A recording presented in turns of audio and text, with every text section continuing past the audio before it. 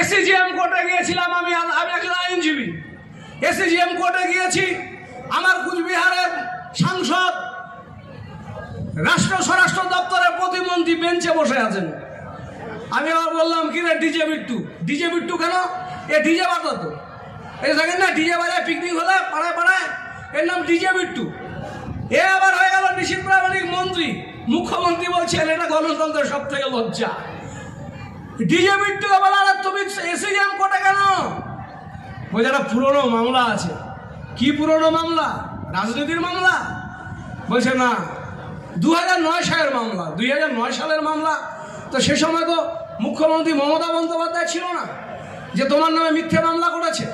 বলছে বুদ্ধ ভট্টাচার্য মুখ্যমন্ত্রী ছিল, বামফ্রন্ট সরকার। কি করেছিল? মারপিট, ঝগড়াঝাটি, খুনসুটি করেছে।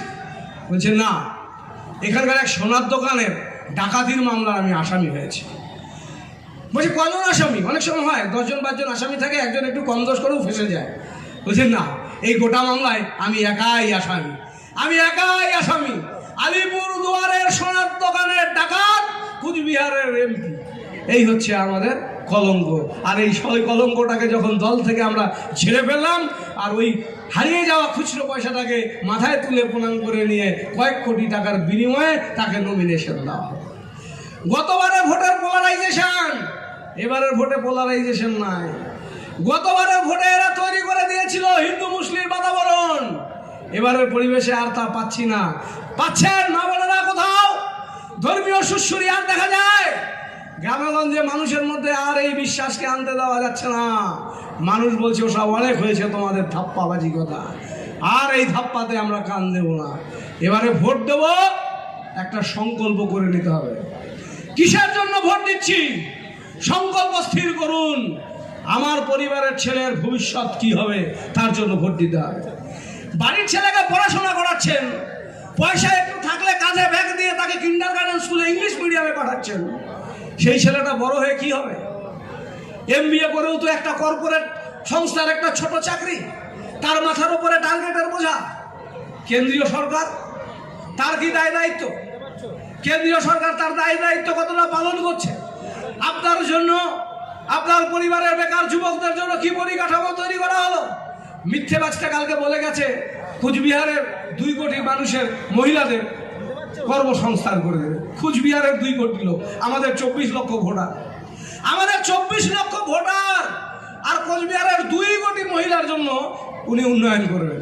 তাহলে এই জুমলাবাজ, এই মিথ্যাবাজের কথা আর মানুষ বিশ্বাস করে না।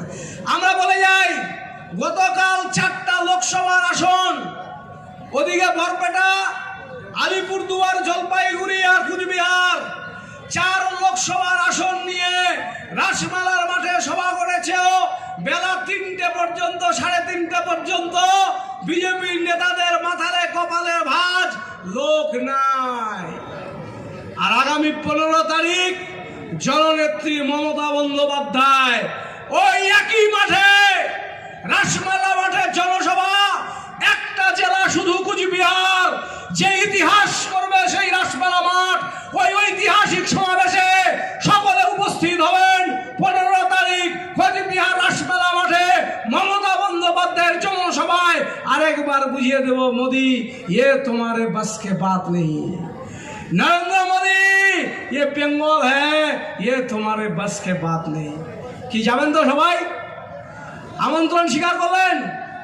দেখা হচ্ছে 15 তারিখ রাসমেলার মাঠে, মমতা ব্যানার্জির জনসভা।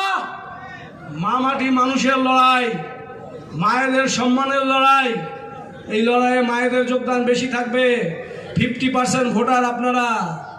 আর শুধু আমি একটা কথা বলে দিয়েছি আমার ভোটার কর্মীদের, এই যে বাড়ি বাড়িতে যাবেন, নেতারা একটু বেশি বয়সী, বেশি পয়সাওয়ালা, কোনো আমার পার্টি কর্মী গরিব বাড়ি, তার থেকে কম্পারেটিভলি গরিব, তার বাড়িতে গিয়ে তার বাড়ির স্ত্রীকে বলছেন